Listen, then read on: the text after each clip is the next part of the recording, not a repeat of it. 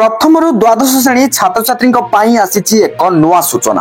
बर्तमान जहाँ भी किसी सूचना मिली से बाबद प्रत्येक छात्र छात्री शिक्षक शिक्षयित्री और अभिभावक जानी रखा जरूरी। तेज चलतु जहाँ भी किसी अपडेट रही फटाफट जाना हेले पूर्व वीडियो को गोटे लाइक करंतु, चैनल को नुआ आसते चैनल को सब्सक्राइब करी बेल आइकन को प्रेस करी ऑल रे क्लिक कर रखा जमार भी भूलंतु नहीं।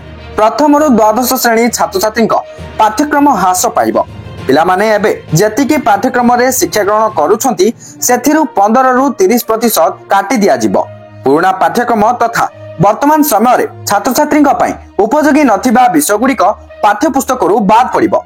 एथिसह धंदामूलक शिक्षा प्रचलन और अभिज्ञतामूलक शिक्षा को प्रोत्साहन उपरे ध्यान दिया जिवो। नूतन विषय प्रचलन, अभिनव शिक्षादान पद्धति, विविध मूल्यांकन व्यवहार और शिक्षा मानदंड हासिल करने को सुसंगठित समयसीमा सुनिश्चित हेबो। शिशु बाटिकारु द्वादश श्रेणी पर्यंत पाठ्यक्रम एवं टीएलएम बा टीचर लर्निंग मटेरियल्स विकास करा जिवो।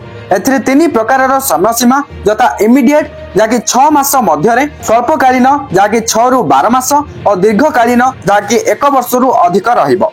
प्रमुख क्षेत्र गुड़िक मध्य शिक्षागत और प्रशासनिक प्रक्रिया, संप्रदाय भागीदारी, अंतर्भुक्तिकरण एवं विद्यालय क्लस्टर माध्यम आवश्यक संबल बंटन करा जिवो। शिक्षक और विद्यालय मुख्य मानक क्षमता वृद्धि करने को जातीय शिक्षा नीति एनईपी 2020 आधार में योजना प्रस्तुत होइछि। बर्तमान जो सिलेबस ह्रास को नहीं अपडेट आसला, ये अपडेट समस्ते जानिबा जरूरी। तेणुकरी वीडियो को शेयर करी समस्त पाखरे ये अपडेट को पहुंचाई दियंतु। Thank you for watching.